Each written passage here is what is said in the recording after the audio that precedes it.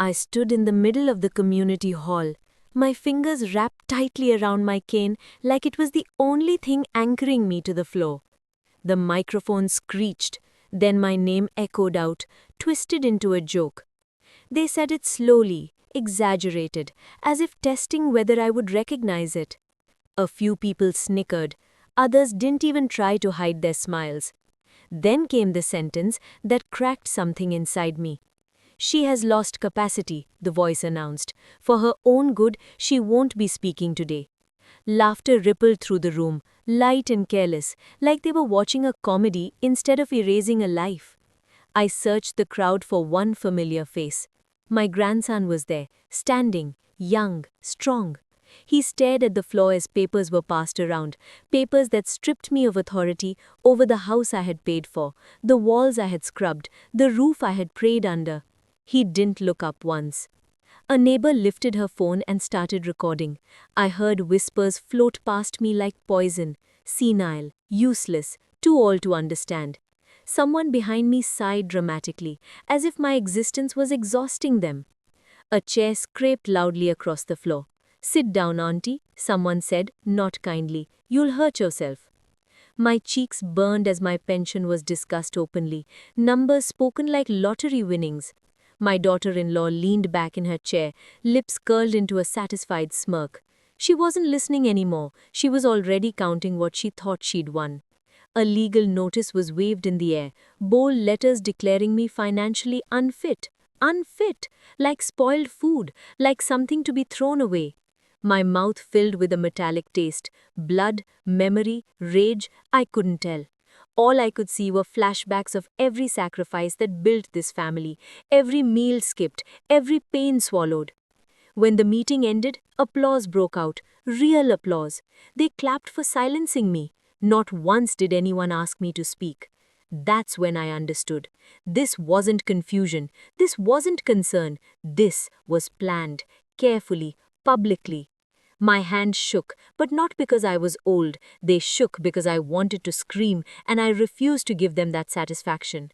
I swallowed everything, tears, words, dignity, and in that thick, humiliating silence, I made myself a promise. I would never beg again.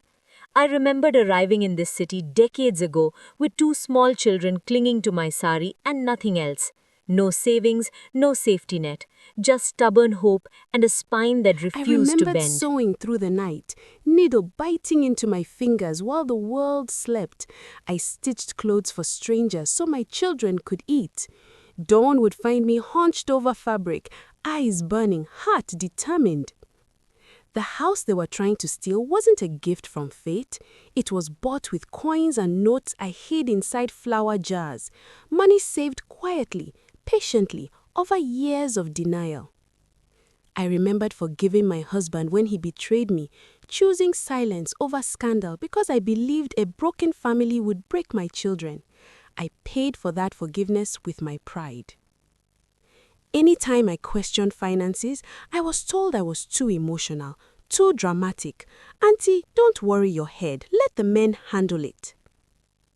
I raised my grandson while his parents chased promotions and praise. I packed his lunches, helped with homework, sat beside him during fevers. He learned his first prayers at my knee. I hid my medical scares, the chest pains, the dizziness. I smiled through it all because I didn't want to slow anyone down. I didn't want to be a burden. I signed papers I couldn't read properly, trusting family instead of understanding fine print. Trust felt safer than suspicion back then. I remembered my son promising me I would always be safe under his roof. His voice had sounded sincere.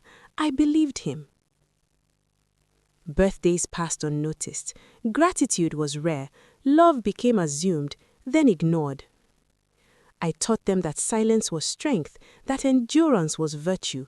I never imagined they would learn how to use my silence against me. The first time I sensed money mattered more than my voice, I ignored the feeling. I buried resentment deep, believing love would protect me. It didn't. I overheard them one afternoon, voices low, plans sharp. They spoke about moving me to a facility, Temporarily, they said, like it was a kindness. My bank card declined at the grocery store the next day. The cashier looked at me with pity. I walked home with empty hands and a full heart of dread. One evening, my bedroom door didn't open. The lock had been changed, quietly, deliberately. Family dinners stopped including me. Conversations died the moment I entered a room, like someone had pulled a plug. My mail began disappearing. Bills, statements, anything official vanished before I could touch it. I noticed withdrawals from accounts I had built over decades, small at first, then bold. When I asked questions, my grandson smiled gently and said, "You're confused again, Grandma." A lawyer's letter arrived, cold and formal, warning me not to interfere in financial matters. I felt hunted inside the home I had paid for brick by brick.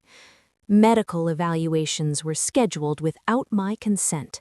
Appointments appeared on calendars I wasn't allowed to control. Strangers were introduced to me as, "Grandma, she has some memory issues." They spoke over my head like I wasn't there. Fear wrapped around me, but clarity burned brighter. Patterns formed. Lies lined up too neatly. I began documenting everything in a small notebook hidden beneath my clothes. Dates, amounts, words, looks. That's when I realized the truth. They thought I was invisible. They thought I wasn't watching. They were wrong. One night, long after the house went quiet, my phone rang. It was an old union friend, a woman who had once fought men twice her size and won. Now she was an advocate. She listened, every word. Then she told me about financial elder abuse laws I had never heard of. My hands trembled as I searched through my files and found copies of documents bearing my name and signatures I never made. My doctor met me privately and looked me straight in the eye. "Your mind is sharp," he said. "Don't let anyone tell you otherwise." A legal aid attorney sat with me for over an hour and didn't interrupt once. For the first time, someone believed me without proof. Power returned slowly as evidence stacked neatly, paper by paper, fact by fact. Surveillance footage showed who accessed my accounts, who logged in, who withdrew. I recorded conversations they assumed I'd forget. Every threat, every lie. My advocate sent a formal warning demanding they cease all control attempts. I saw panic flash across their faces when authority shifted, just for a second, but it was enough. I finally understood. Silence had been my camouflage, not my weakness. The house felt different once I knew the truth. I prepared for confrontation with calm, surgical precision. The mediation was scheduled in the same hall where they humiliated me. Same walls, same chairs. I arrived early, documents organized, back straight, eyes clear. Their lawyers stumbled when the evidence appeared on the screen. Bank records exposed years of manipulation, clean and undeniable. Medical reports confirmed my full mental capacity. Witnesses testified about altered locks and restricted access. When the recordings played, my grandson broke down. He cried loudly, publicly. The judge's voice was firm. Criminal charges were mentioned. Restitution demanded immediately. Property ownership was reaffirmed in my name, legally, permanently. Accounts were frozen pending investigation. Apologies followed, weak and trembling. Too late. I finally spoke, calmly. I named every betrayal without raising my voice once. The room that laughed at me before sat in complete silence. I walked out without looking back. When I returned home, the locks were changed again, this time for me. Financial control was restored with safeguards in place. Boundaries were written, signed, and enforced by law. Some family members disappeared entirely. Others begged for forgiveness. I declined gently. I bought myself comfort for the first time without guilt. The house felt lighter.